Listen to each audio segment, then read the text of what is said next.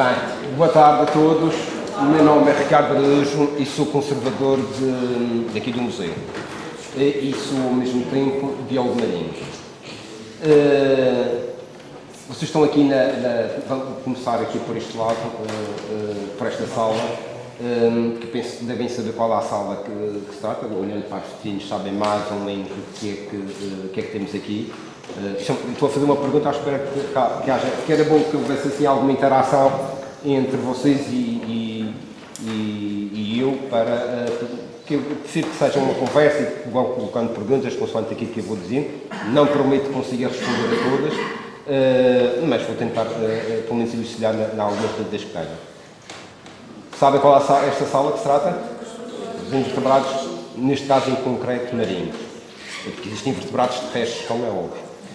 E sabem que mais de 90% das espécies do planeta são invertebrados.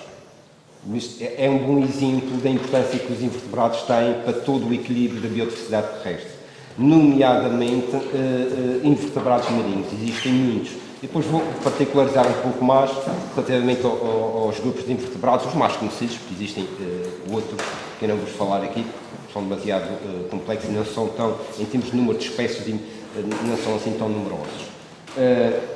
Como vos disse, mais de 90% das espécies pertencem ao grande grupo dos invertebrados. Aqui, por incrível que pareça, estamos na sala dos invertebrados marinhos e a sala mais pequenina do museu. Isto porquê? Porque também não temos uma grande representatividade dos invertebrados do arquipélago da Madeira. Temos alguns, aqueles que, na nossa opinião, são mais característicos e mais comuns da fauna marinha da Madeira, no entanto, não estão todos. Que grupos de invertebrados é que conhecem? Deem-me exemplos, por exemplo, de grupos, assim, de grandes grupos, eu não queria falar em termos de níveis taxonómicos, mas famílias, ordens, filhos. Por exemplo, os moluscos são invertebrados. Ou seja, o que é que significa invertebrado? O termo invertebrado. Não tem coluna vertebral, não é? Estão no corpo, no organismo, não apresentam essa estrutura, ao contrário dos vertebrados. Existe uma imensidão, como vos disse, 90% das espécies são invertebrados, e existe uma imensidão de invertebrados, quer terrestres, quer marinhos. Digam-me uma coisa, destes grandes grupos, qual, na vossa opinião, dos invertebrados, qual é o grupo maior que conhecem, dentro do grupo dos invertebrados?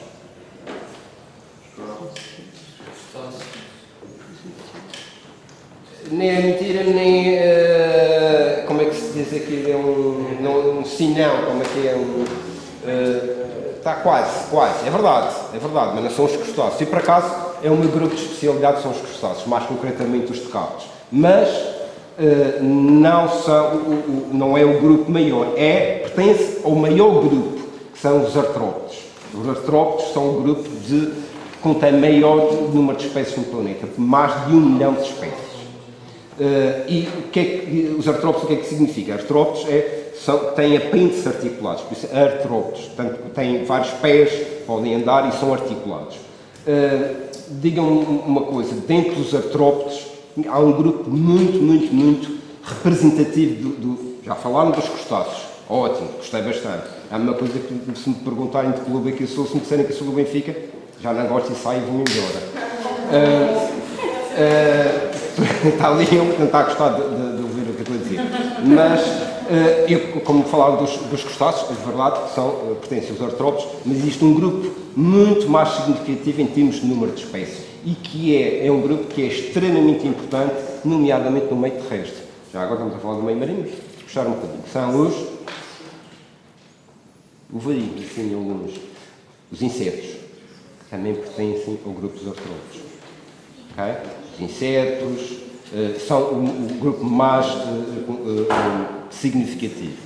Os crustáceos, nós aqui, de facto, temos aqui alguma representatividade dos crustáceos da fauna marinha da Madeira. alguns da fauna costeira, outros da fauna mais profunda. Eu depois posso ir passando aqui por algumas trilhos para ir falando sobre este assunto. Outro grupo que está aqui representado, que também pertence aos invertebrados, são os moluscos. Sabem o que é que significa moluscos? Por mole, ou seja, são as lesmas, os caracóis, que também é um grupo extremamente importante e um grupo muito significativo em termos de fauna marinha da Madeira. Outro grupo também que está aqui representado são os corais, as esponjas, que também pertencem aos invertebrados, mais concretamente aos cnidários. Outro grupo que também está aqui representado são os equinodermos. Sabem o que são os equinodermos? Já ouviram falar? Os moluscos já ouviram falar, não é? Agora os equinodermos. Também é um grupo que está bastante bem representado aqui. Bastante bem. Tem algumas espécies características da nossa fauna. São os ouriços, as estrelas do mar, as alotúrias, os crinoides, etc. As alotúrias são chamados pepinos do mar. Já viram os pepinos do mar? Já viram? Parece uma lesma em ponto grande, mas com a pele bastante grossa. Os ouriços da gente sabe, as estrelas do mar também sabem. Os ofiorídeos são parecidos com as estrelas do mar, no entanto têm um disco central mais redondo e os braços são mais finos. E temos outros dentro os crinoides, também são parecidos com os ofiorídeos, mas com algumas diferenças, nomeadamente na sua morfologia, anatomia, etc. Um grupo que não está, infelizmente, aqui representado, mas que pertence aos moluscos e que são os animais extremamente engraçados e que normalmente as pessoas gostam muito de interagir com esses animais, que pertencem aos moluscos e que vão ver depois ao vivo um elemento que está no aquário. Sabem o que é? Que estou-me a referir. Tem o corpo mole, tem os braços, tem ventosa, os povos. São os cefalópodes, pertencem também ao grupo dos moluscos. Eu tenho que ir controlando as horas, porque logo a seguir vão dar continuidade dos outros grupos, nomeadamente dos vertebrados. Há algumas perguntas que queiram fazer sobre invertebrados. Se tiverem alguma dúvida, senão eu vou vou-me dirigir um bocadinho mais à minha área de especialidade, que são os decápodos, e depois vamos passar para os restantes grupos que estão aqui representados. Há alguma pergunta sobre invertebrados? Sim. Não, ainda bem. Significa que já sabem tudo. Ótimo. Sabem quantas espécies, não de crustáceos, mas de decápodos? O que é que significa decápodo?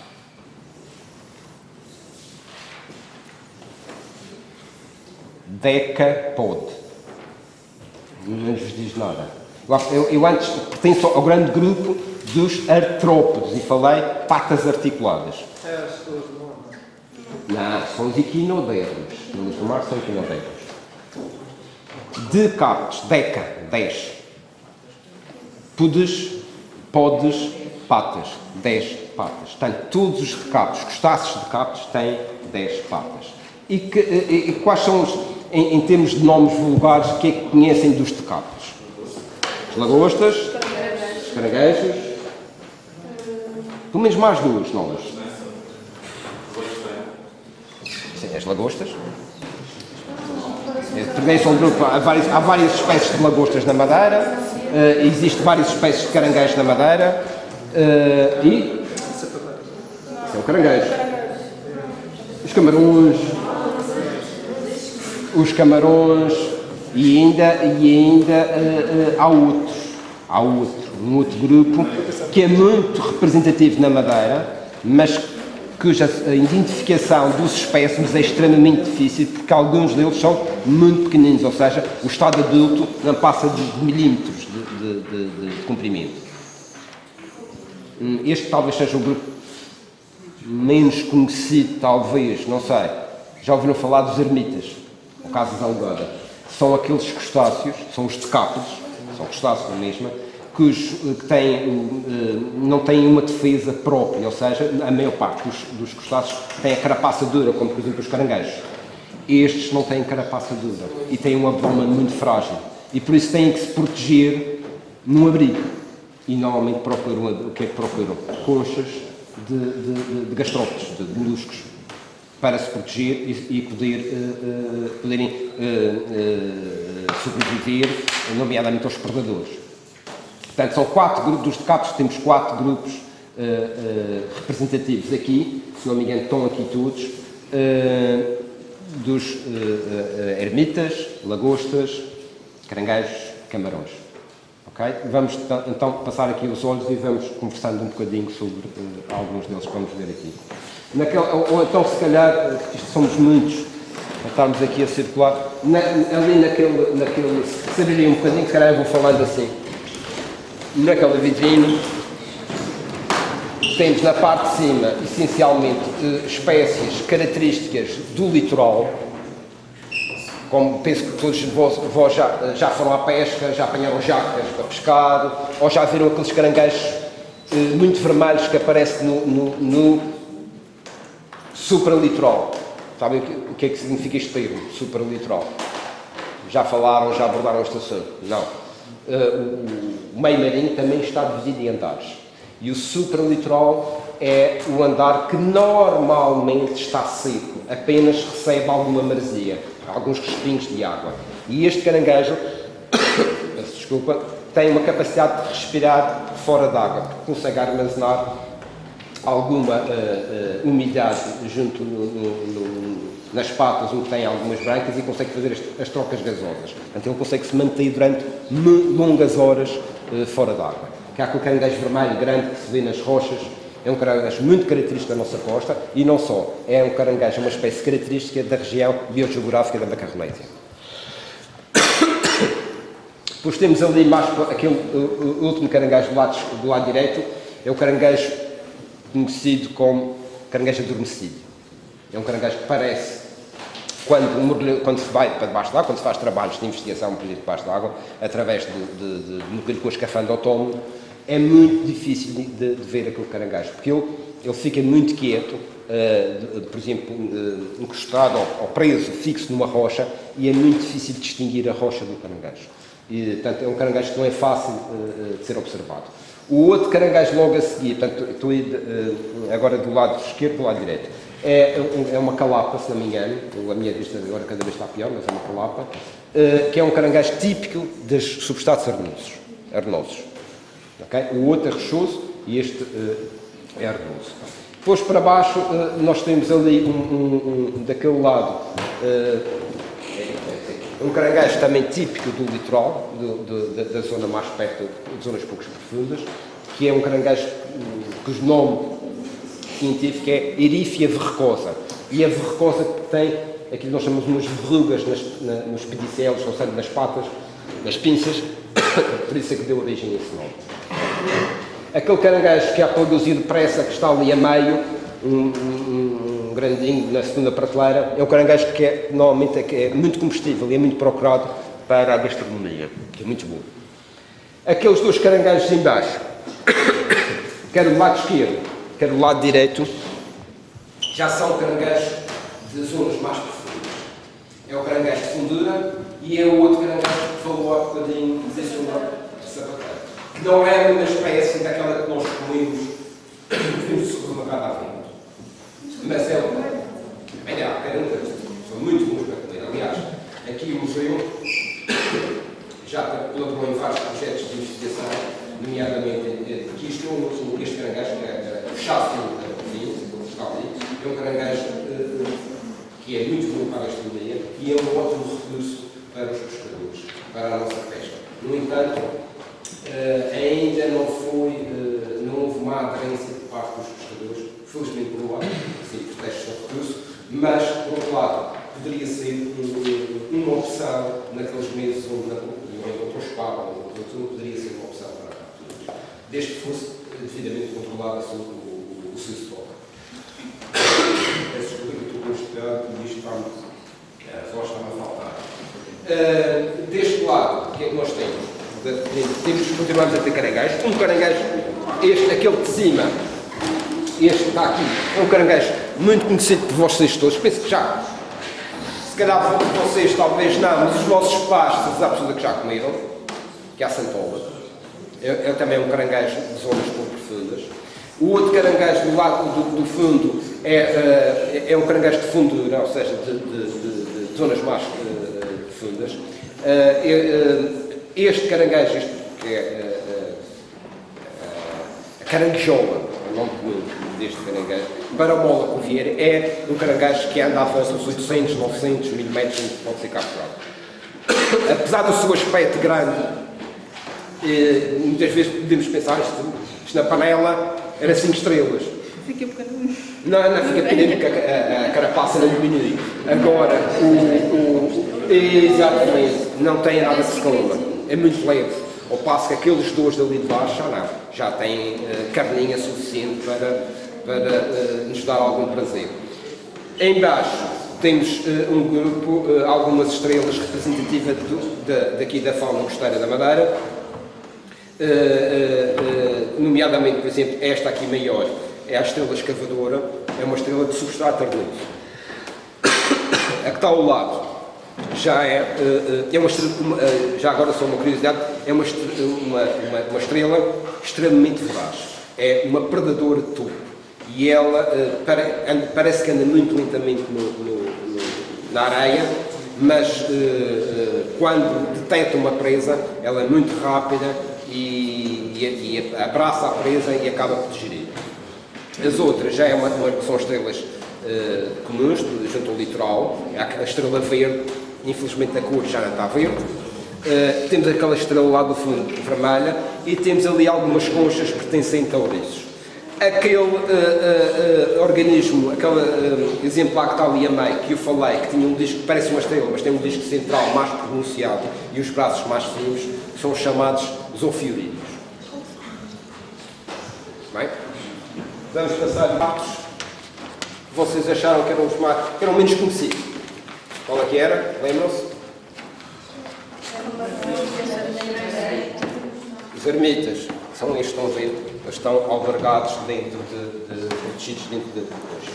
Aquela que está ali, existem 3 espécies de lagostas da pedra na Madeira. Existem estas duas e existe uma outra que é a lagosta anã, que é ligeiramente mais pequena do que esta e não cresce mais do que esta. É uma espécie que é muito utilizada em aquariofilia, essa lagosta pequenina, tem um padrão de cor muito atraente. Este já é um caranguejo de grande profundidade. Nós temos muitas espécies de caranguejos, de camarão, de camarões nas nossas águas, mas a maior parte das espécies são já de zonas mais profundas. Isto é um camarão. Não temos grandes abundâncias desta espécie, mas é uma espécie que é relativamente comum nas nossas águas.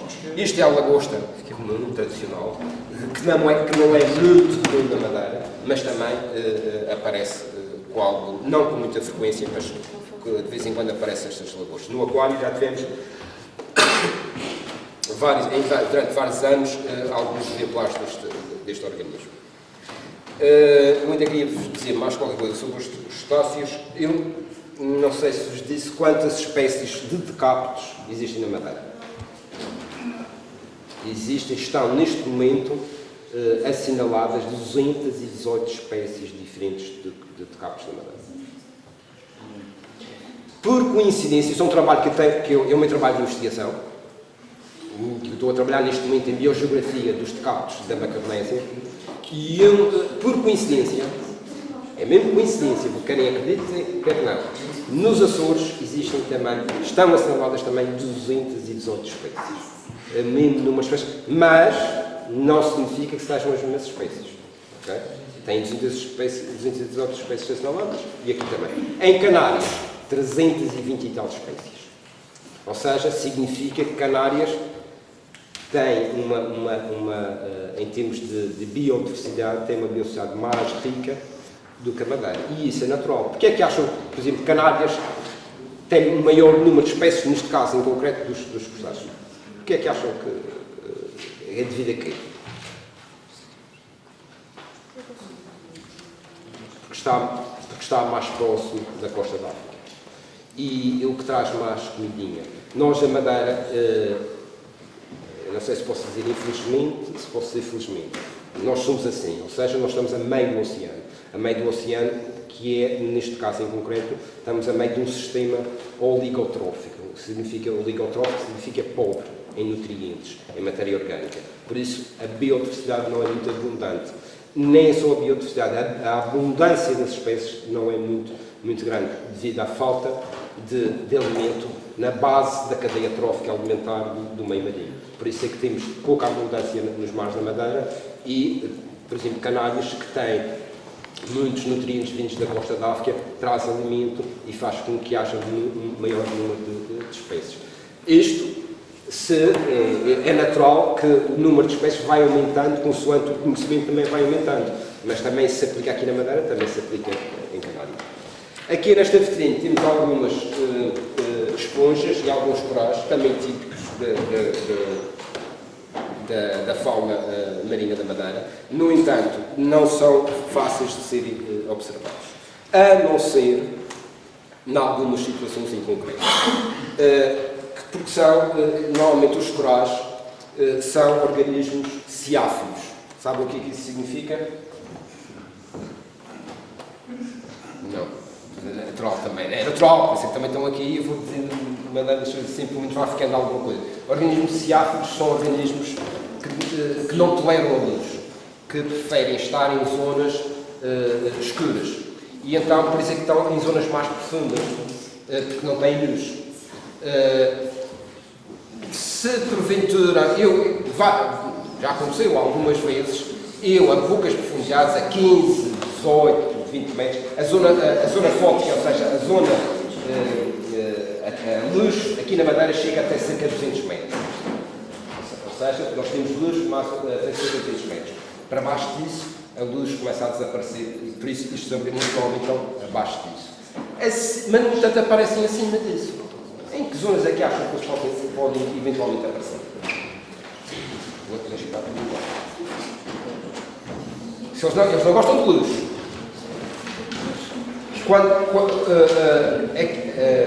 Na Terra, ou seja, cá fora, no meio aéreo, quando os organismos não gostam de luz, onde é que estão? Enfiam-se a luz. Exatamente. E debaixo da água acontece exatamente o mesmo. Por exemplo, há um camarão, que é o chamado camarão comestível, que se vê às vezes em alguns restaurantes. É um camarão também de zonas ciáfilas, zonas escuras. Mas existem grutas aqui na Madeira, a entrada nessas grutas é um espetáculo único, que são nuvens e nuvens de milhares e milhares de camarões. Quando se entra, eles afastam-se. É uma imagem muito interessante e que ajuda-nos a compreender porque é que eles estão lá dentro e porque é que não estão cá fora, porque não gostam. É natural que eles, durante a noite, são capazes de sair e depois, quando começam a sair, começam a regressar para dentro das grutas. Aqui continuamos com os corais, que também é tudo zonas profundas. Temos aqui um coral que é uma gorgónia, neste caso, mas pertence a um grupo dos corais. E aquilo que eu vou dizer não significa que seja totalmente verdade, mas também não é totalmente mentira. Mas durante muitos anos, este foi o maior exemplar em exposição do mundo. Não sei neste momento se ainda continua a ser. E isto, porquê? Porque isto é um organismo extremamente frágil e vem de zonas muito profundas. O que é que acontece quando é capturado, quando chega cá acima, só vem em bocadinhos.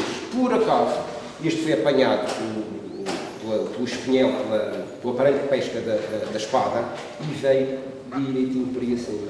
E o senhor Lobo não foi o primeiro diretor do museu, mas foi o segundo diretor do museu. Quando viu este exemplar, eu tenho que expor no museu, porque de facto não existe, ou na altura, e eu não conheço, já visitei alguns museus, não conheço um exemplar tão grande, porque ele está praticamente tudo, desde a sua base até, normalmente chega cá assim um bocado do ramo, uma coisa assim, mas não sei tudo. Como você, é pena não poder mostrar o grande grupo são os invertebrados aqui no museu, mas penso que vocês ficam com uma ideia mais ou menos generalizada sobre os invertebrados marinhos. Aquela montra ali a meio são um grande número de espécies representativas dos moluscos, nomeadamente dos gastrópodes e dos bivalves marinhos da Madeira. Sabem como é que se distingue um bivalve de um gastrópode?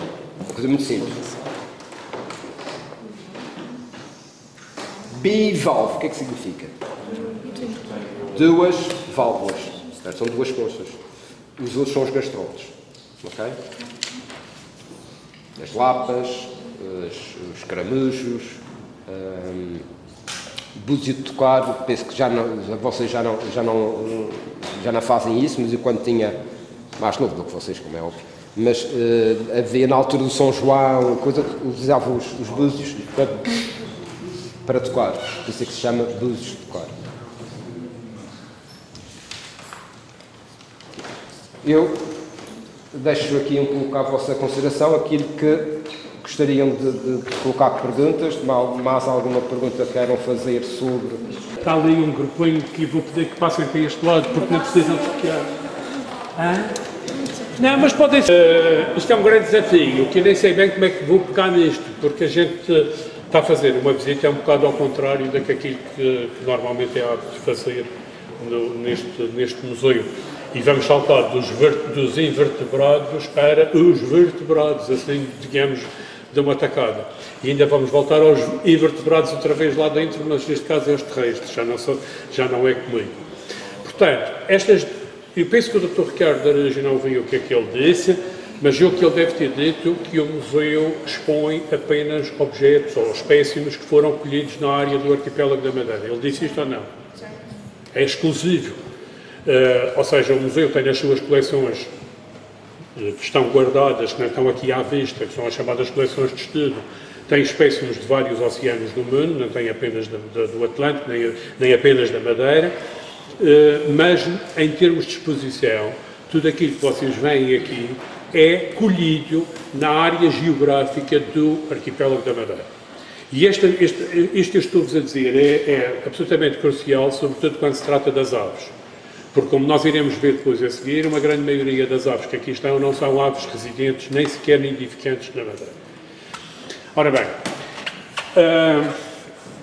há um problema com este museu, entre outros, mas um que é desde a sua fundação, em 1929, que é o museu teve que ser adaptado à casa e não a casa adaptada ao museu, que é como deve ser feito um museu. Isto era um palácio dos Condes de Carvalhal e, portanto, aqui houve necessidade de meter o museu dentro da casa que já existia. E por essa razão vocês encontram numa sala como esta, encontram aves misturadas com peixes, e isto, enfim, não faz assim muito sentido do ponto de vista de contar uma história. Aqui a história tem que ser entendida numa outra perspectiva, não tão ecológica, mas numa perspectiva de biodiversidade. Aquilo que o museu, na realidade, quer transmitir é uma amostra da biodiversidade que existe na área do arquipélago da Madeira, selvagens incluídos. E é por isso que há este aspecto, além de que esta museografia, que nós na área da museografia chamamos de museografia clássica, ou vitoriana, até de alguma forma vitoriana, porque foi na época da Rainha Vitória, portanto no final do século XIX, que há uma grande explosão dos museus de História Natural e gabinetes de História Natural, em que se utiliza um pouco esta disposição que aqui está, porque o objetivo é um pouco mostrar a riqueza, ou seja, os museus queriam mostrar a riqueza através do número, digamos, de exemplares que estão expostos, não se preocupando muito com as componentes ecológicas. Este museu segue um pouco essa linha por questões de espaço, porque teve que ser adaptado à casa que existia e na altura também, estamos a falar de há 80 anos, o museu fez 84 anos, não é verdade? Fez 84 anos no passado dia 5 de outubro, portanto não há muito tempo, fez 84 anos que está aberto ao público. Ora, há 84 anos também os recursos não eram assim tão grandes para fazer algo muito diferente daquilo que vocês estão a ver aqui. Portanto, isto é só para vos explicar que há sim algumas incongruências nesse aspecto. Eu vou começar do mar para o ar, portanto vamos começar pelos peixes. O que é que foi a nossa preocupação? Nossa, quando eu digo nossa, estou-me a referir das pessoas todas que trabalharam antes de nós aqui, que são responsáveis pela criação do museu. Dar uma mostra um pouco diversificada daquilo que se pode encontrar nos mares da Madeira, Madeira no sentido aqui global, arquipélago, do que se pode encontrar com relativa facilidade, digamos assim, em termos de mercado, portanto, espécies de interesse comercial, espécies que podem ser vistas debaixo d'água, etc, etc. E são um pouco essas espécies que são ilustradas aqui, montadas desta forma como elas estão. E a sua disposição também não respeita nenhum critério nem ecológico, nem sistemático, ou seja, aqui há essencialmente critérios de ordem estética. Achou-se por bem que esta combinação de cores nestes peixes ficava bem nesta vitrine e é assim que ela foi organizada. Porque estão aqui famílias muito diferentes e estão aqui peixes com hábitos muito diferentes. Nós temos aqui os carneiros, por exemplo, os carneiros, o boca negra, o requeime, estes chamados peixes escorpião, são peixes que vivem praticamente pousados no fundo, e depois temos uma quantidade de outros peixes aqui que estão muito mais, nadam muito mais livremente, os meios, os badeiros, etc. E temos aqui, por exemplo, o salmonete, que também é típico de fundos de areia, enquanto que, por exemplo, no caso dos meios é típico de fundos de rocha, ou seja, não há esta questão da preocupação ecológica, mas sim, como eu digo, mostrar um pouco a diferente diversidade que nós podemos encontrar de peixes, e que são os peixes típicos do Oceano Atlântico desta latitude, com muitas semelhanças também com o mar Mediterrâneo. Portanto, há aqui uma grande proximidade de fauna, do ponto de vista de fauna, entre o mar Mediterrâneo e este lado do Atlântico, e, portanto, muitas das espécies são comuns, e como a Madeira está situada no chamado limite, na zona de transição entre a área tropical e a área temperada, ou seja, nós nem somos propriamente tropicais, nem somos temperados. Nós somos aquilo que se chama subtropicais. Foi uma forma que se inventou, por isso é que se fala nas culturas subtropicais, da pera-abacate, do mango, isto, aquilo e aquilo, porque realmente quando nós trazemos para a Madeira algo que é verdadeiramente tropical, vamos imaginar, no caso das plantas isso é mais visível. São Tomé e Príncipe, traz-se uma planta que lá cresce muito e está muito bem, muito bonita, e chega aqui e aqui não dá nada. Porque as espécies tropicais não se dão bem aqui, e se fizermos o contrário, por exemplo, as rosas dão-se bem aqui, mas as rosas dão-se essencialmente melhor em zonas frias, porque vêm de áreas frias e a Madeira para elas é demasiado quente, e depois são os fungos que crescem e por aí fora e tal. Portanto, isto é só para dar um exemplo de como nós estamos numa zona de charneira entre a área tropical e a área subtropical do globo, no caso concreto do Atlântico e Atlântico Norte, e vamos encontrar alguns elementos que são mais característicos das faunas para sul, portanto das faunas mais tropicais, e alguns elementos que são característicos das faunas mais a norte, das faunas boreais. A vantagem da Madeira estar colocada nesta posição é que a torna um extraordinário observatório oceânico das mudanças climáticas. Porque, na realidade, nós estamos numa posição ideal para ver o que é que muda e como muda. Em princípio, o oceano está a aquecer, aliás, a Terra está a aquecer, essa é embora o Sr. Trump não acredite muito nisso, mas é verdade, a questão é que realmente está a aquecer, e ao haver uma alteração na temperatura global da Terra e na temperatura dos oceanos, há alterações da distribuição das espécies. A Madeira, que funciona muito como limite norte da distribuição de algumas espécies, por exemplo, o caso do mero, que aqui está, daqui para cima ele não ocorre no mar Mediterrâneo, mas, por exemplo, já não ocorre na costa portuguesa, continental. Portanto, a Madeira está um pouco no limite norte. Para outras espécies está praticamente no limite sul. E agora nós estamos realmente na posição ideal para ir vendo o que é que vem, o que é que são espécies novas que vão aparecendo, que estão a migrar de sul para norte. Em princípio é essa a direção, é essa a tendência, porque o oceano está a aquecer ligeiramente em relação ao que foi no passado. Portanto, isso é um aspecto que eu também gosto de realçar, que realmente a Madeira está colocada numa posição estratégica nesse ponto de vista para fazer essa monitorização. Bem, podemos ir um pouco andando, e eu posso falar de um ou outro peixe em particular, mas é, digamos, basicamente isto que eu vos transmiti. Eu vou passar aqui à vossa frente.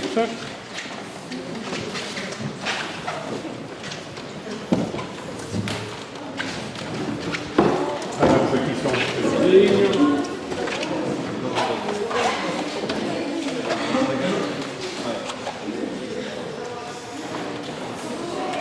Mais adiante vocês vão ter uma explicação da parte da geologia e da formação da ilha, etc. A Marina está aqui. Portanto, eu não me vou dedicar, não vou falar disso, isso vai ser falado depois, mais tarde, mas de qualquer das maneiras, vocês talvez têm consciência que a Madeira é um vulcão submarino e que à nossa volta existem profundidades muito elevadas, ou seja, nós não temos realmente plataforma continental, neste caso seria a plataforma insular, ou se temos é uma plataforma extremamente estreita e, portanto, há grandes vertentes que vão a pique praticamente desde a superfície até aos grandes fundos, que neste caso é uma área que se chama a Planície Abissal da Madeira e que fica à volta dos 4.000 metros de profundidade. Ora bem, como as grandes profundidades estão muito acessíveis a nós, ou seja, a pouca distância da costa nós atingimos profundidades muito elevadas, é natural que alguns peixes, ou neste caso é de peixe que estamos falando, dessas grandes profundidades também são acessíveis. E nós temos aqui dois exemplos, pelo menos dois, não temos mais, obviamente, mas há dois exemplos que eu gosto de dar, que é este peixe que aqui está, que nem nome científico tem, que nem nome vulgar tem só nome científico, queria dizer, o Anoplogastes cornuta, em que exemplifica o que é tipicamente um peixe das grandes profundidades, um peixe abissal. Ou seja, é preto, embora eles não sejam todos pretos, há muitos que são prateados, mas em regra é preto, mas tem uma característica muito engraçada que é uns dentes desmesuradamente grandes relativamente ao maxilar e à cabeça. Isto é uma característica que se encontra em muitos, não é exclusiva, nem é total, mas encontram-se em muitos peixes profundos. E isto tem uma razão de ser. É porque no mar profundo, uma das características do mar profundo é a escassez de alimento. Ou seja, à medida que nós vamos crescendo em profundidade, as espécies vão ficando mais dispersas e o alimento vai se tornando mais escasso. E, portanto, as que existem naquelas profundidades têm que estar absolutamente preparadas para, quando atacam uma presa, a presa não pode escapar, porque também não sabem quando é que voltam a ter uma presa disponível mais tarde.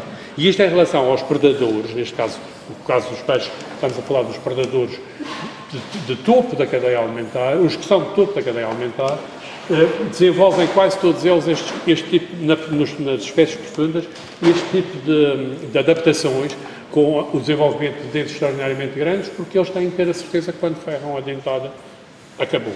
Aquela presa já não escapa mais. E aqui temos um exemplo disso. E temos depois um outro exemplo que vocês conhecem, este beijamento, e que se come, esse que até se come, este não, que é o peixe espada preto. O peixe espada preto, nós vamos ver aqui mais adiante.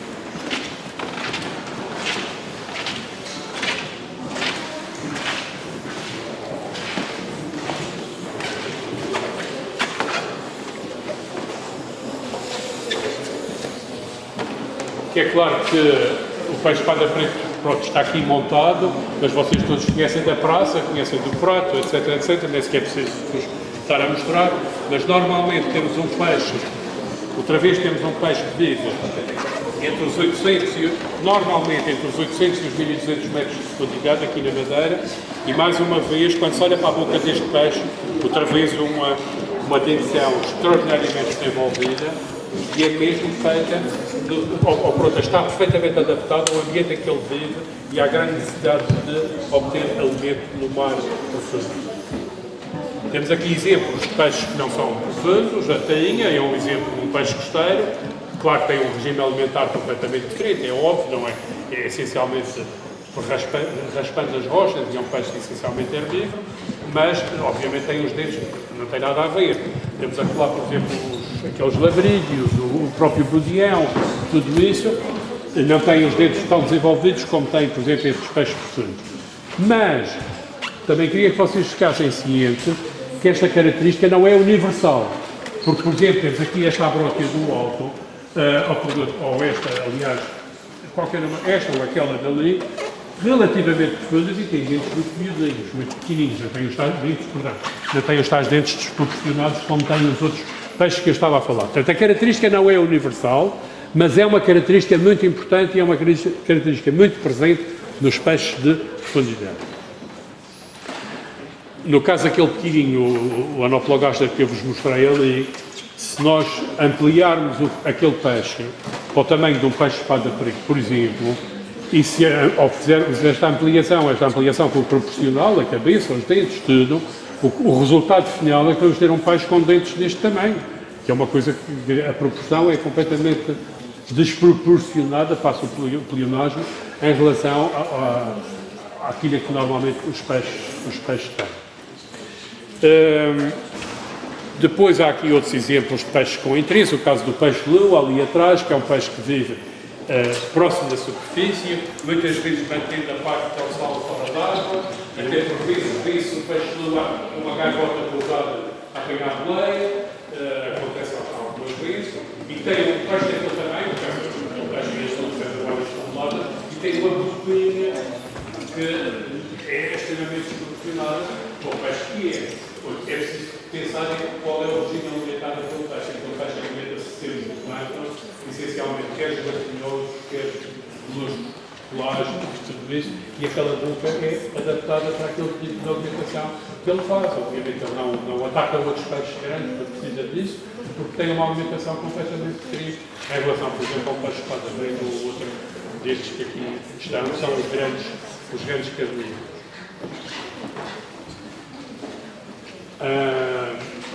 Ok. Claro que muito mais haveria a dizer sobre os peixes, mas a gente tem outras partes do museu para ver. E eu aproveito para saltar agora dos peixes para as aves. E, no que diz respeito às aves, como eu já disse no princípio, a maioria das aves que estão aqui em exposição não são aves nidificantes, ou seja, elas passam aqui esporadicamente. Já iremos lá falar delas, mas não é o caso desta vitrine que está aqui atrás de mim. Todas estas espécies que aqui estão representadas nidificam na Madeira, ou no Porto Santo, ou nas duas ilhas, etc. Aqui estamos perante as chamadas aves nidificantes. E aqui eu queria chamar apenas a atenção que vemos ali dois pombos. Vemos ali o pombo turcaz, que é o pombo típico da floresta lauricílva, e que ainda hoje cá está.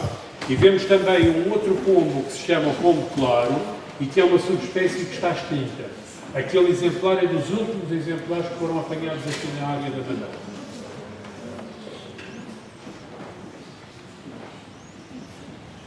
É uma espécie que é muito parecida com o pombo do continente, o pombo bravo, no continente chamado pombo turcaz, que não é o nosso pombo turcaz, mas era uma subespécie típica da Madeira e que desapareceu. Por razões que nós não sabemos, principalmente, bem quais foram, se foi caça, se foi alteração de hábitat, etc.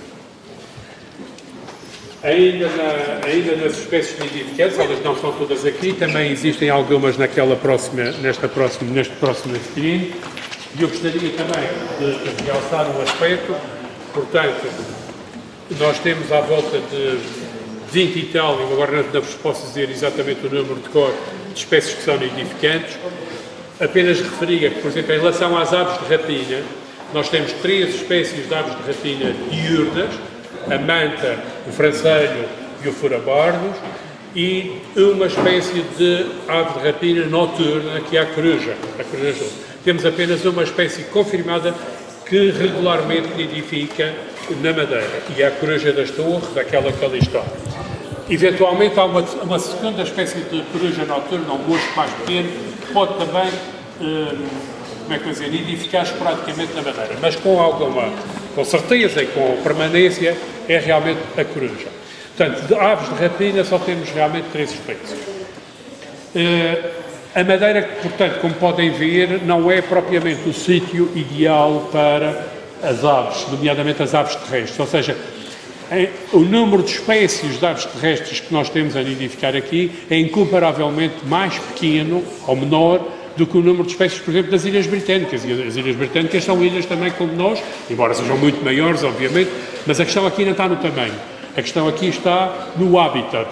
O habitat da Madeira, a própria floresta lauricílva, tudo isso não proporciona a existência, infelizmente para nós, de um grande número de espécies de pássaros ou de aves nidificantes, no que diz respeito à parte terrestre.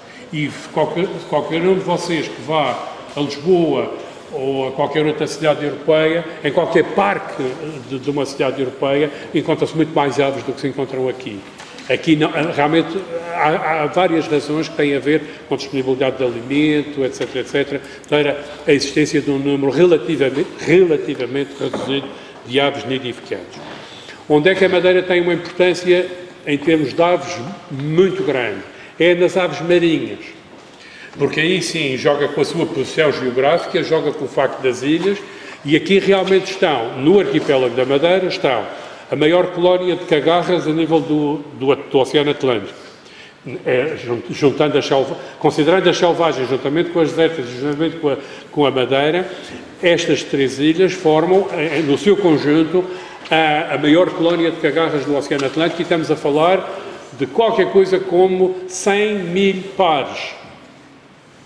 Ok? Porque só nas selvagens são 30.000 pares, só na selvagem, e a selvagem tem 2 km², portanto é uma ilha pequeníssima.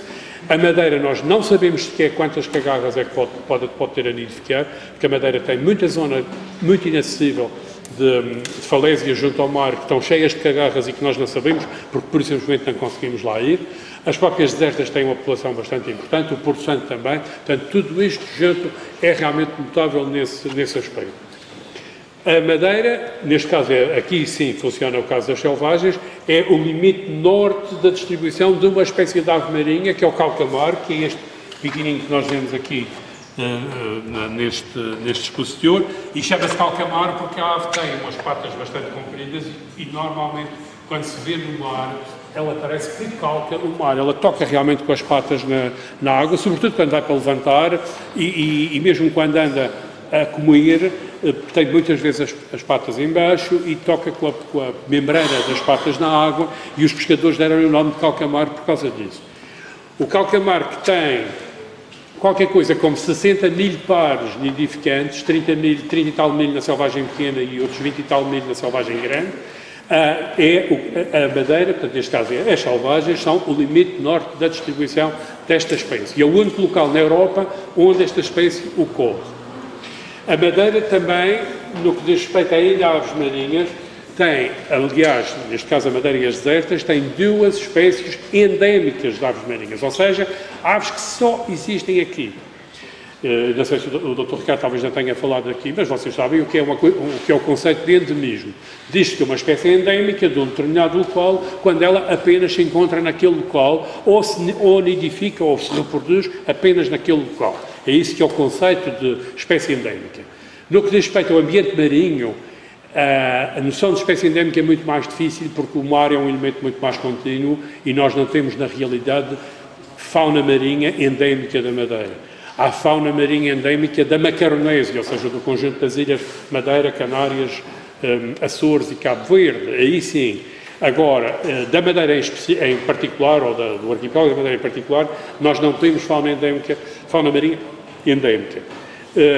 E isso explica-se, obviamente, como eu já disse, pela questão que o mar é um elemento mais contínuo. No que diz respeito à terra, há uma barreira geográfica bastante bem definida, que é o mar, ou seja, as espécies que estão cá na Madeira, para atingirem qualquer outro local, ou as de outros locais para atingirem a Madeira, têm que ultrapassar uma barreira que é o mar, neste caso 900 km entre a Europa e a Madeira, 400 km entre a África e a Madeira, e isso, portanto, funciona como barreira e, na realidade, proporciona que as espécies aqui, seguindo o seu processo natural de evolução, acabem por se distinguir dos seus ancestrais e se tornarem exclusivas daqui, se tornarem endémicas.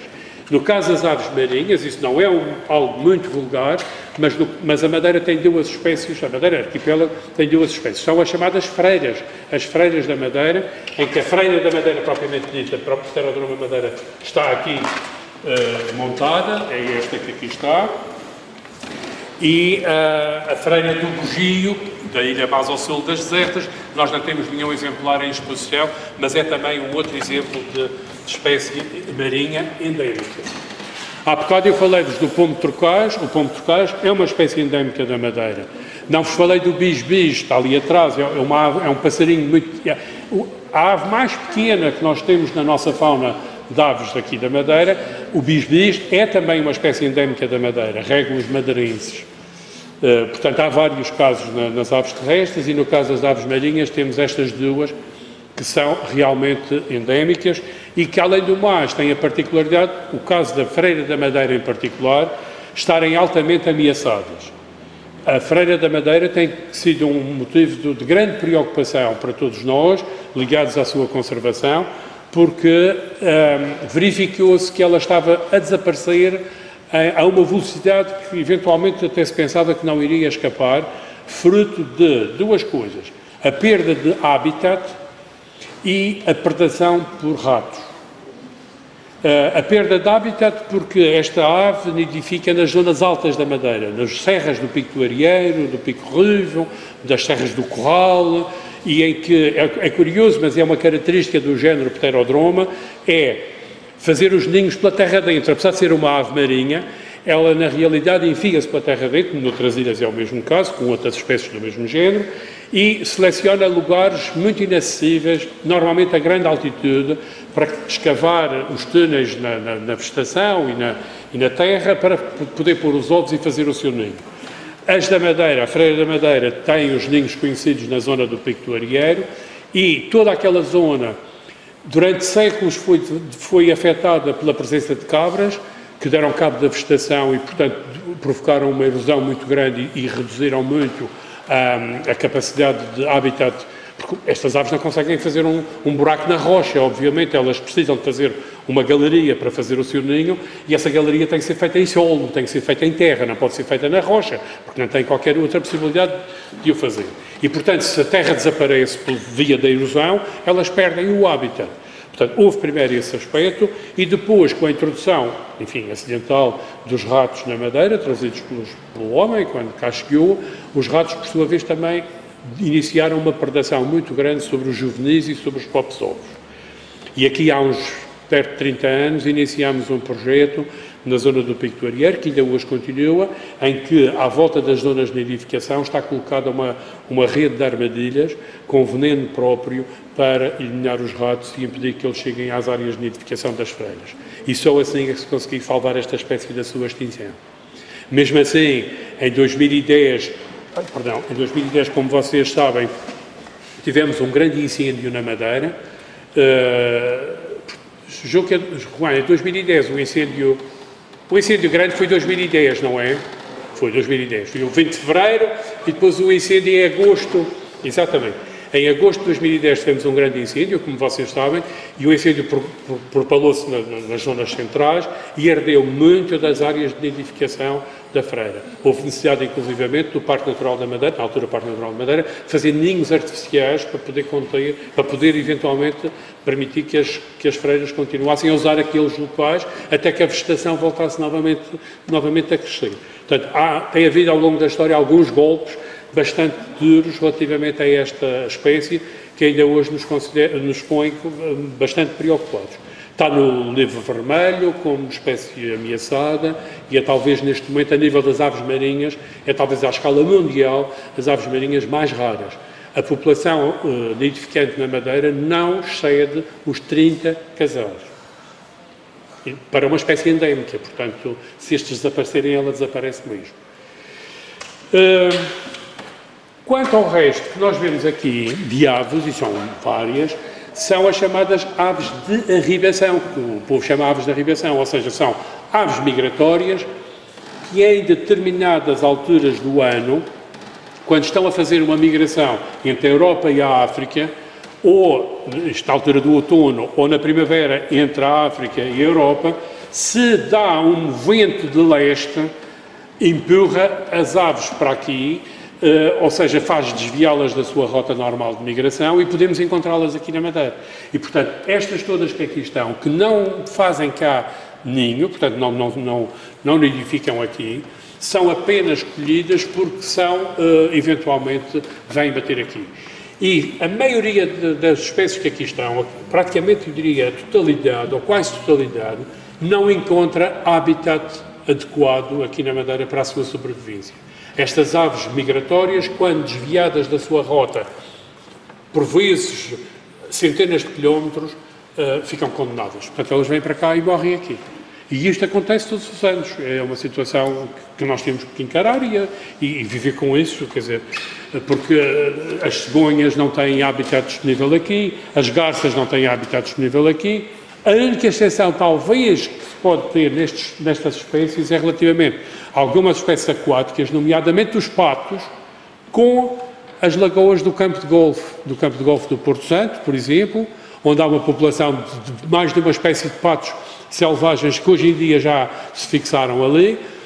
Isto porque, obviamente, eles precisam de ambiente de lagoa, a Madeira não tem naturalmente esse tipo de ambientes, nem muito menos o Porto Santo, mas com a criação do campo de golfe criou-se esse ambiente artificialmente e depois o pessoal do campo de golfe, obviamente, vai-os alimentando e eles a partir daí ficam ali. É quase como se tivesse havido uma domesticação de algumas destas espécies selvagens.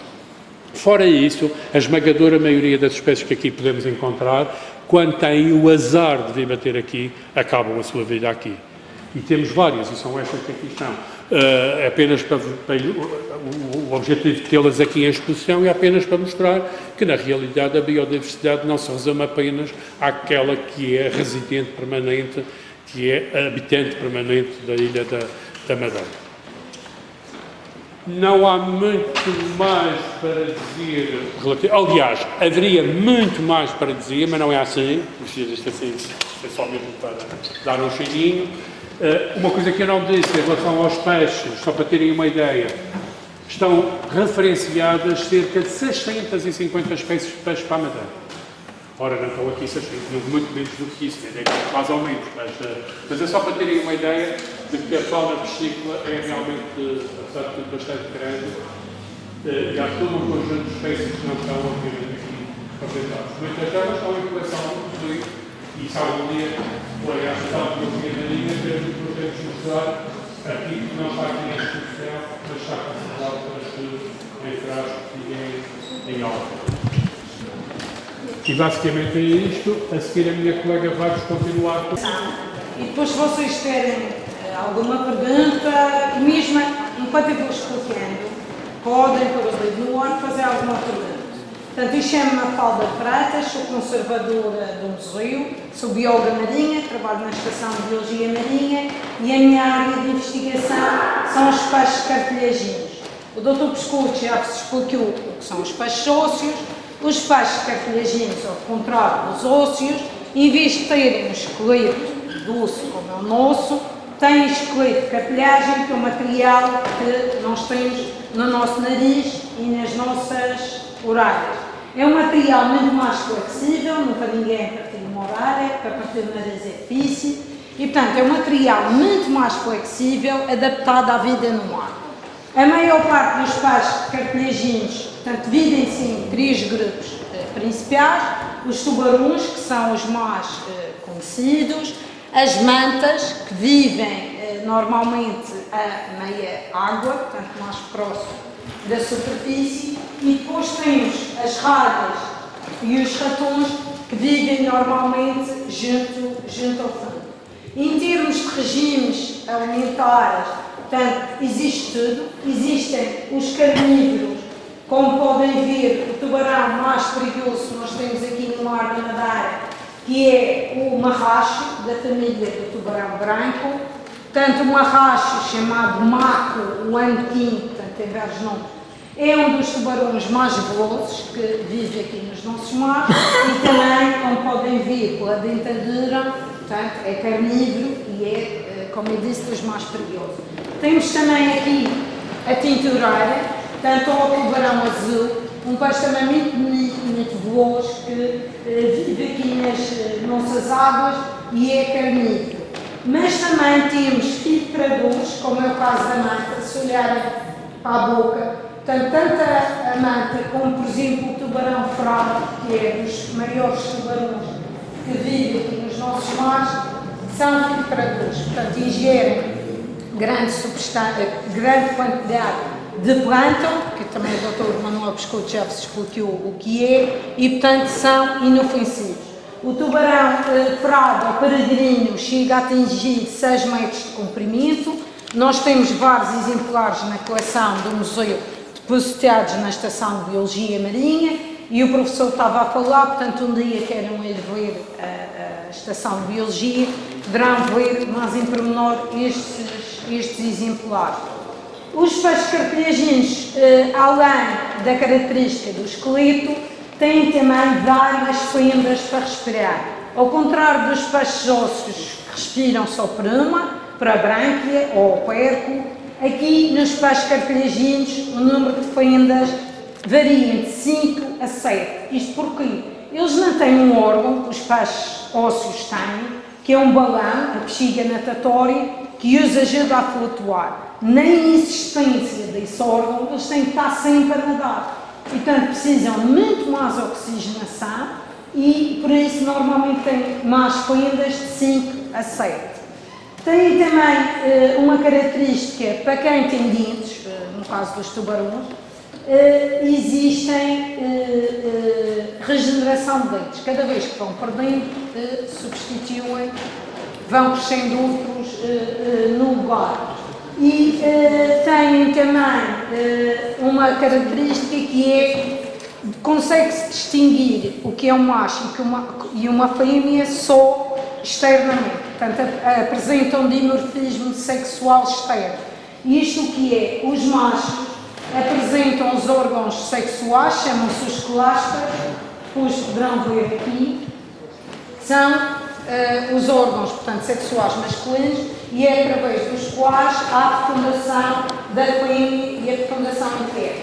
Portanto, quando virem um tubarão, uma raia ou uma manta, se tiverem aqueles órgãos compridos que o Dr. Juan está a mostrar, portanto, são machos.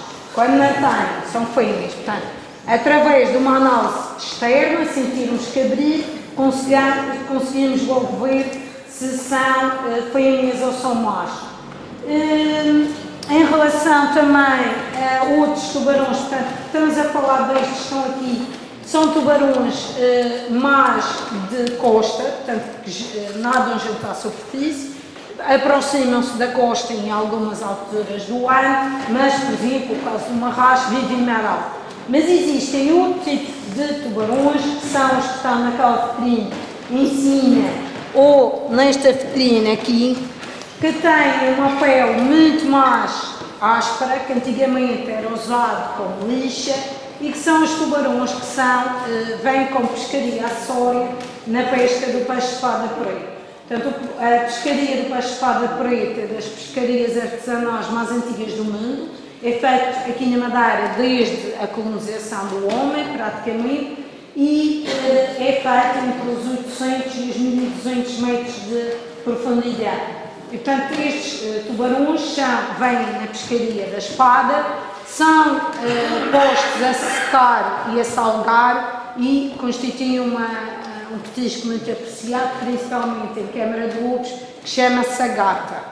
Não sei se já ouviram falar. Portanto, a gata são estes tubarões de profundidade que, no fundo, são postos a secar e a salgar, e antigamente também era conhecido como o bacalhau dos povos. Em relação, portanto, já falamos um pouco da alimentação. Em relação à reprodução, os tubarões apresentam as 3 formas de desenvolvimento embrionário. Portanto, podem ser ovíparos, portanto, podem pôr cápsulas com embrião junto ao fundo. Portanto, alguns tubarões têm isso. Alguns são ovovivíparos, que são principalmente os de profundidade. Isto o que é? Crescem, portanto, os embriões dentro da barriga da mãe em sacos com fetel, com reservas, e depois sai já o tubarão com a forma do adulto. Ou chegam a ser, como aqui, o tubarão azul ou o tubarão martelo, vivíparos. Ou seja, têm uma ligação com a mãe através de uma placenta, é através dessa placenta que se alimentam, mas após nascer não há qualquer ligação. Portanto, ao contrário dos mamíferos, depois a mãe já não amamenta e, portanto, deixa de haver ligação com a mãe. Uma das coisas que foi provada agora há muito pouco tempo é que os tubarões têm uma má visão. Portanto, os tubarões são todos daltónicos, veem a uma só cor, e também só com o avanço da ciência que se conseguiu descobrir isso. Portanto, vêm a uma só cor e há muitos deles que vêm muito mal, mas têm um sexto sentido, que é a orientação e a captação de campos magnéticos, e é através deste sexto sentido que eles conseguem se orientar e muitas vezes capturar as suas presas. Um dos tubarões que veio pior, e para mim foi um espanto, é o tubarão-martelo. O tubarão-martelo tem uma protuberância na cabeça, e parece um martelo, e tem os olhos nas extremidades. E, portanto, qualquer um de nós olhando, parece que ele tem um grande campo de visão.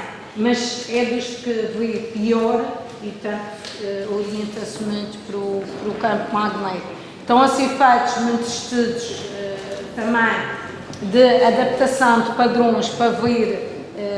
Portanto, muitas vezes o tubarão ataca porque não sabe qual é a substância que está a ingerir, e portanto estão a haver grandes estudos para repelir, portanto, esse tipo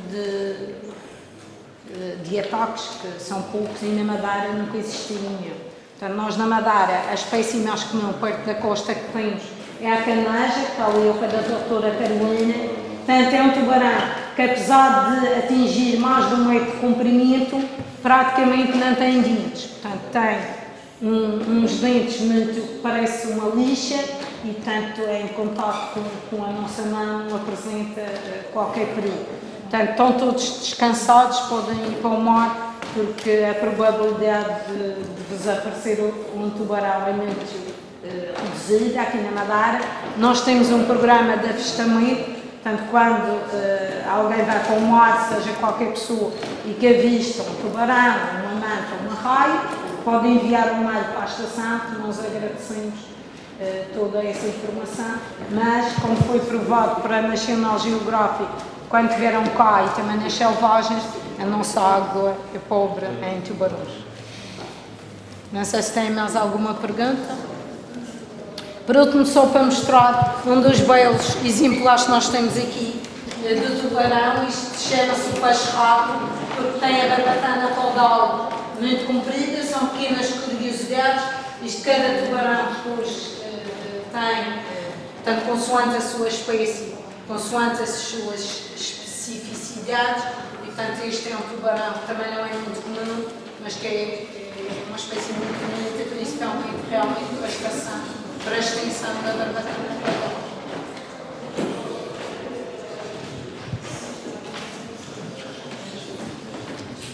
Ninguém tem pergunta. Um peixe aderido, que é a renda. A renda é o peixe ósseo, mas que tem o corpo adaptado a uma ventosa. E o que é que a renda faz? Cola-se, portanto, à manta, inclusive atuns, portanto, a diversos peixes, principalmente migradores, e aproveita bueiros, portanto, vai descansar, e também aproveita os restos de alimento desses peixes para a sua alimentação. Se forem por trás, conseguem ver um destes exemplares, mas, portanto, a renda não é específica da manta, mas adapta-se ao peixe que vem mais à mão para apanhar esta bueira.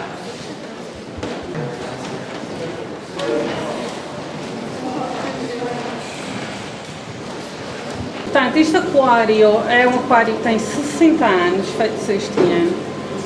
Portanto, foi a primeira via, foram feitos 3 aquários. Depois, entretanto, como era um sucesso, decidiram fazer os outros aquários todos. E no total são 15 aquários. Entretanto, no decorrer destes tempos, o 7 e o 8 ficaram juntos. Foi quebrada a parede do meio. Tudo isto é feito de estabelecimento, um senhor que faz a rocha, tem buraquinhos nos aquários para os peixes, algumas espécies precisam de ter espaço para se recolherem. Em relação à água, esta água aqui é trazida uma vez por ano, é enchido um tanque que está aqui por baixo, cheio de água salgada.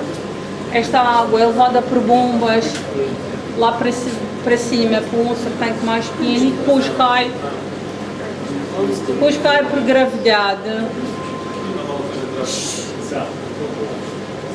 Depois cai por gravidade em todos os aquários.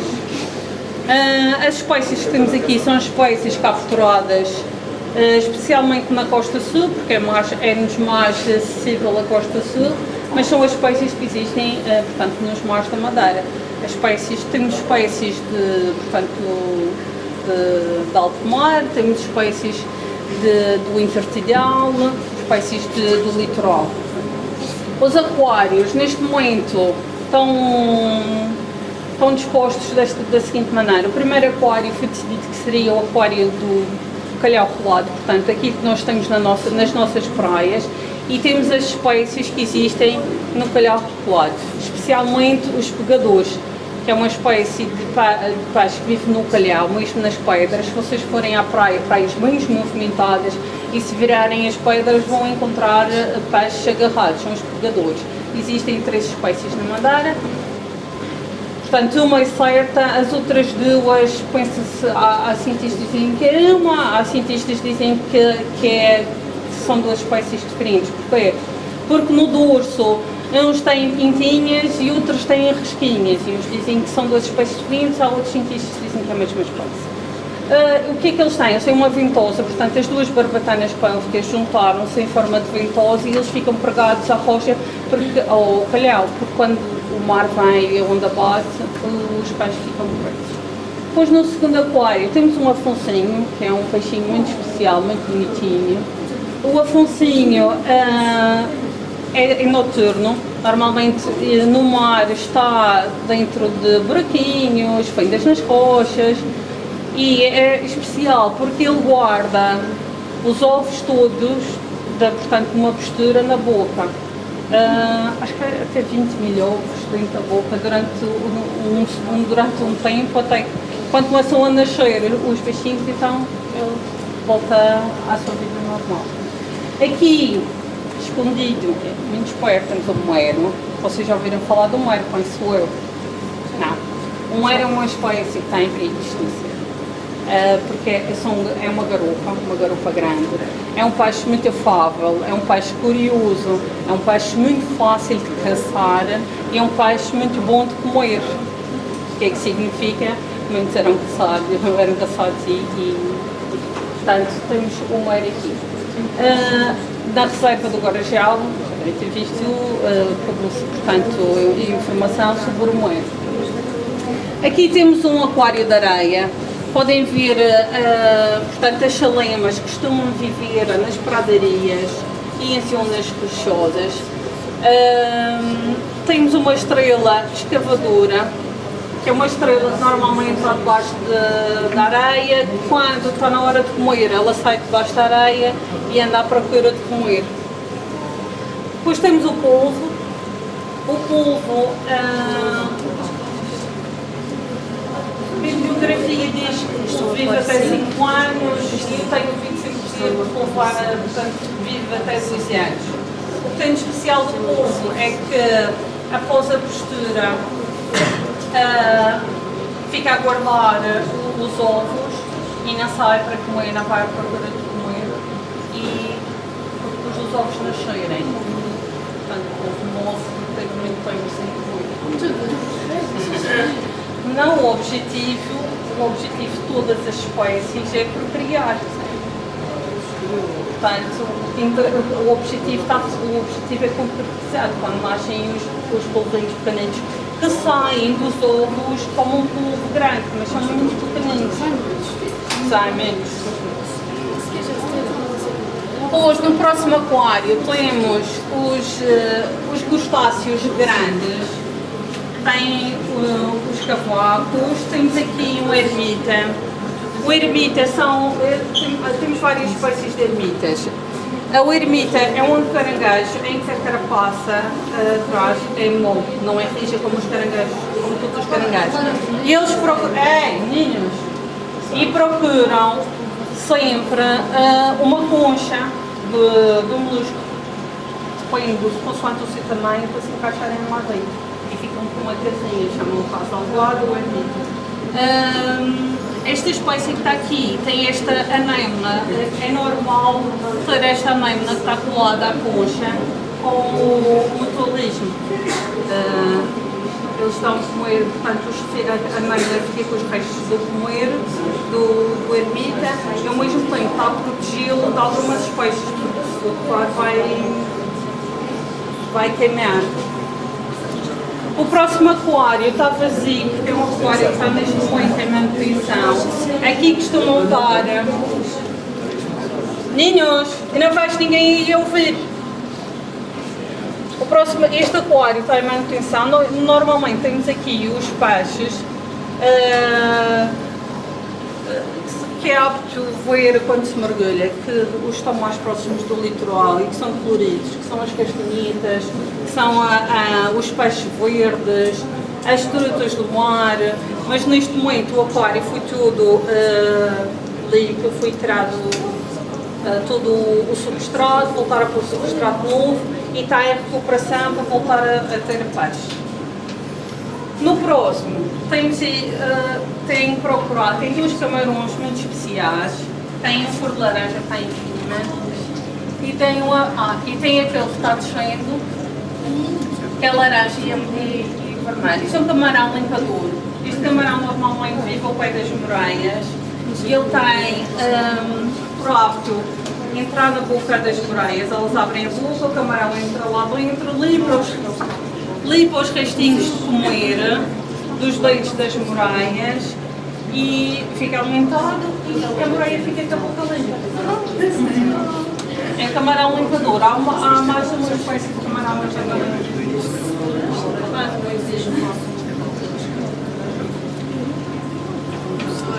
Há pouco não expliquei.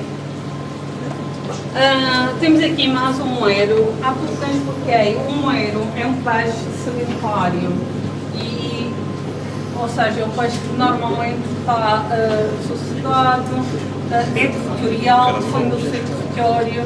Portanto, se meter algum outro peixe aqui, ele tem ali alguns peixinhos, mas se tiver um peixe maiorzinho aqui, vai matar o peixe que entrar aqui. Aqui vocês têm muitos peixes que se encontram em águas livres, no mar. Quase todos são separídeos. Temos as douradas, os pargos, chefias, chargos veados, temos estes todos aqui.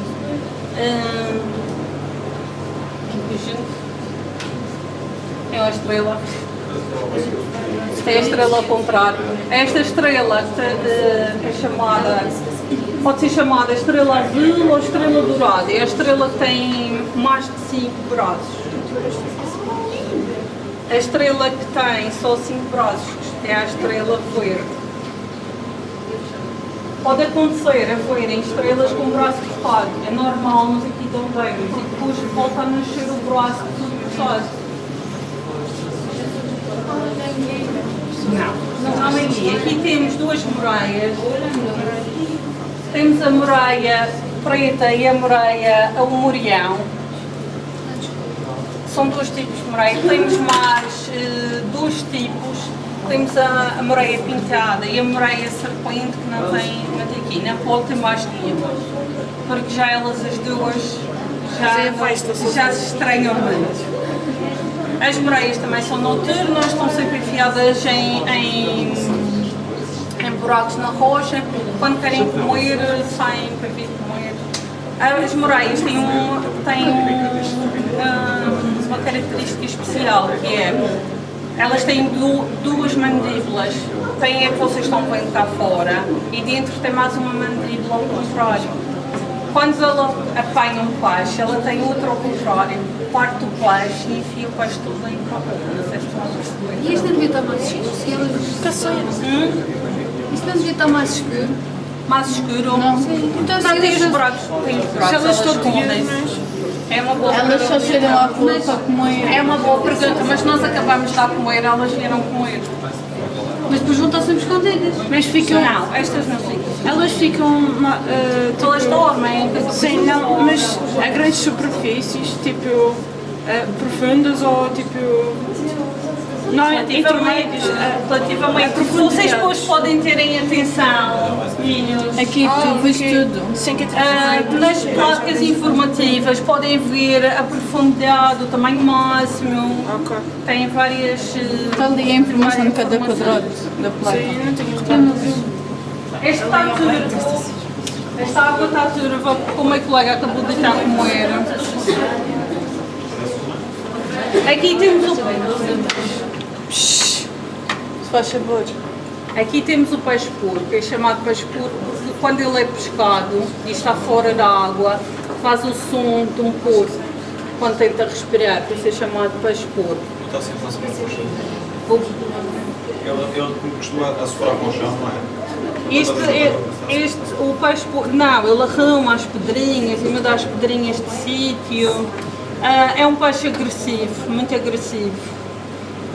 Os pescadores não gostam muito porque ele rebenta as linhas quando pescam, mas é um peixe muito bom de comer. É muito difícil de preparar porque a pele do peixe porco é muito dura. Também temos o congro aqui. O congro é parecido às moreias, mas o congro está sempre escondido. Normalmente sai para ficar com ele.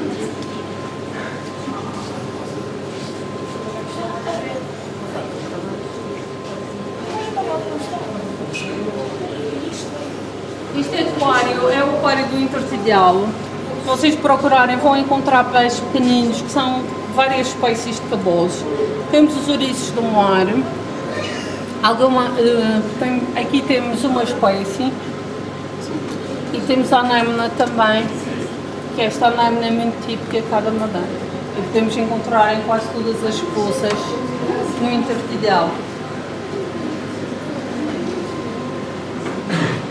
Aqui temos, este é o único aquário que temos de água doce.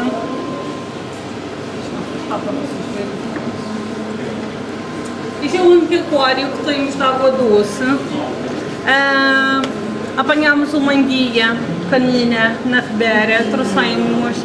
Ela tinha cerca de, eu acho que nem tinha 10 centímetros, era mesmo pequenina e tem crescido.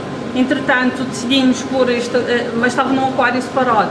Decidimos fechar a água salgada para este aquário e enchemos de água doce, para ela vir para aqui para o aquário junto com os outros peixes.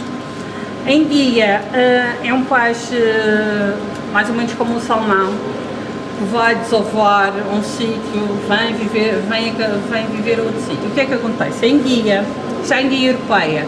A enguia europeia nasce no Mar dos Sargassos, que fica mais ou menos ali perto da Flórida, mas dentro do oceano, mas mais para o Oceano Atlântico. Depois vocês que podem tentar pesquisar, aqui não dá, devia dar aqui para ver, mas fica mais ou menos aqui. Ela vem do Mar dos Sargassos, quando nasce pequenininha, chamada enguia de vidro, vem, meninos, quem não quer estar aqui, sai.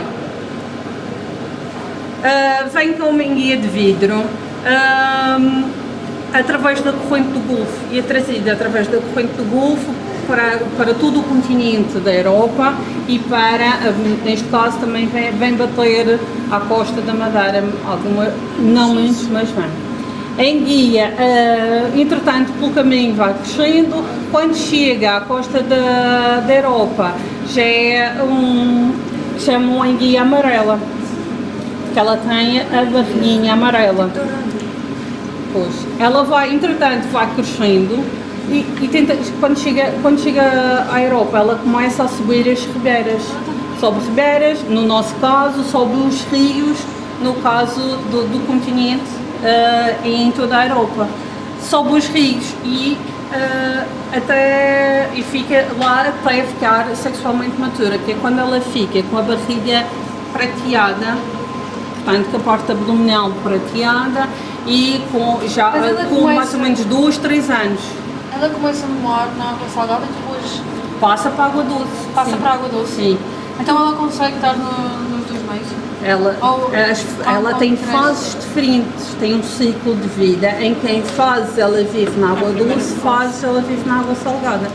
Portanto, ela sobe as E é por aí que ela tem entre aspas, os filhos de um lado e depois vem para outro. Exatamente, pois ela soube e quando está sexualmente matura começa a descer rios e ribeiras, vem bater ao mar e através da mesma corrente vem bater ao mar dos Sargassos, onde vai casalar e desovar. No momento quando os machos, portanto quando são o esperma na água e as fêmeas os ovos, depois disso morrem. Morrem. E os filhos é que voltam. E depois os ovinhos, quando nascem, entram na corrente do Golfo e vêm bater. Depois está tudo aqui explicado. Se quiserem depois tirar a fotografia com o telemóvel. O sinal de perigo está em perigo de extinção. Está. A enguia europeia está em alto perigo de extinção. Porquê?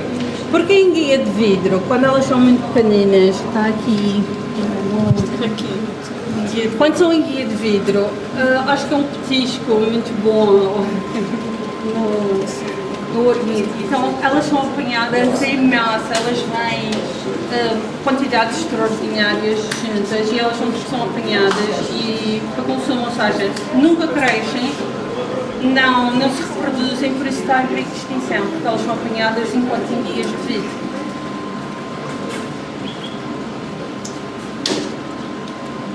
Bem, este aquário tem algumas dificuldades porque é um aquário, como já disse, tem 60 anos. Toda a circulação de água, toda a volta da circulação de água salgada, degrada-se devido à água salgada.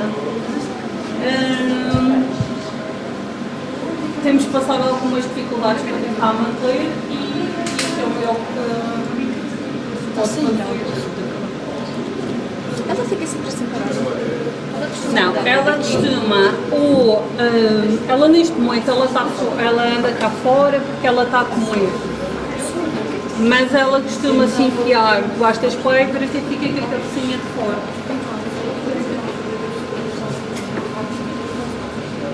Ela está como se vivesse neste momento, vivesse nas juntas.